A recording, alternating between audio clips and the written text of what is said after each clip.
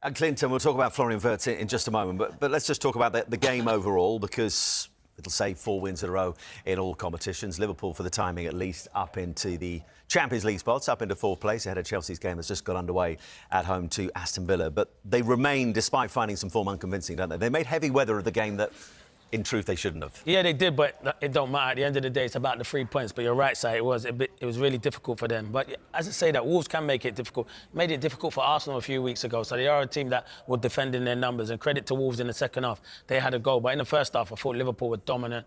Ekitike, Wirtz was outstanding, causing all kinds of problems. He now looks like he's found his feet, hasn't he? Found his feet. But I thought he would play in at number 10, finding his feet. He's actually playing to the left-hand side, finding his feet into little pockets, not naturally on the wide, but in pockets. And yeah, they look a real threat at the moment, but they still got that nervousness about them, Liverpool, at the moment. But I don't think Arne Slot will mind that, because at the moment they're winning football matches, and that's the most important thing. Yeah, there's absolutely still that vulnerability to Liverpool that's been their Achilles heel through so much of the season. Just continuing on Florian Wirtz for now, talk about him finding his feet. Merce sort of getting to his feet. I assume Chelsea have just gone close. Yeah, Is that right? I'll tell you. Ball played into Cole Palmer. He turns, he volleys it just inside the box. It goes just wide, and Merce was up celebrating.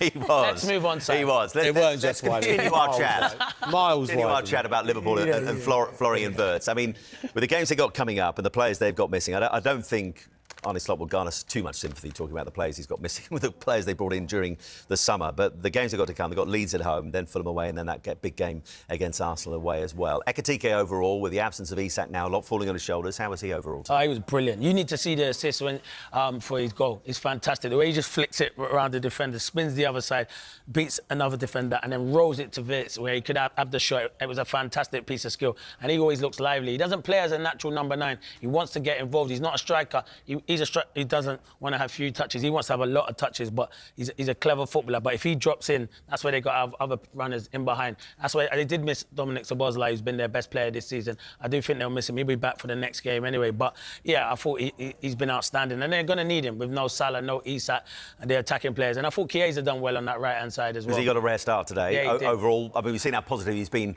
off the bench so far this season. As a starter, also positive today overall? Yeah, I thought he did well. I thought he combined on the right-hand side ever so well with Frimpong, who had a good game as well. But he got 60 minutes. He's never going to be a starter. But with the injuries they've got at the moment, with Gakpo just coming back from injury that was on the bench, I thought he did really well. It was the right game to put him in against a weak Wolves side, who, I must say, did well in the second half. Yeah, and they did show some fight. But the simple truth is, it's now 18 games without a win in the Premier League this season. The last time that happened in the top flight, you'd have to go back to 1902-03 and a certain Bolton Wanderers. It's 11 league defeats in a row.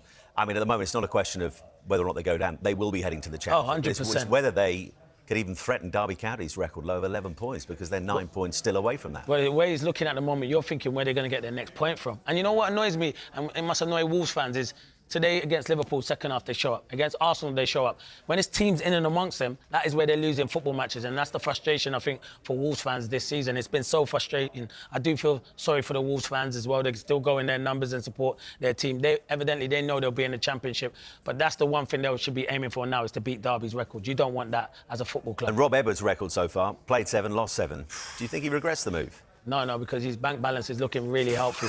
And that's the honest truth about it. He's obviously left there, and I know it's a Premier League team. He knew when he took that job that he would be going into Wolves and they would be playing Championship football. I know Middlesbrough are still doing well at the moment, but I don't think you can regret any job, because even if you end up finishing a season with a load of unwanted records, right? But he knew that. He knew he was going into a club like that. I'd have gone there thinking we'll finish the season. No, he definitely thought he could get a bounce from them, for sure. But at the end of the day, he knew what he was going into. He must have had some reassurances from hierarchy that even if they struggle massively how they're doing at the moment, he'll still be in charge next season for the Championship. But hopefully they can back him in January. But are you going to spend a lot of money when you know you're going to get relegated? It's really difficult for Rob Edwards. But listen, I think they'll give him time, and I think I don't know, but in my honest opinion, he should be there come the start of next season.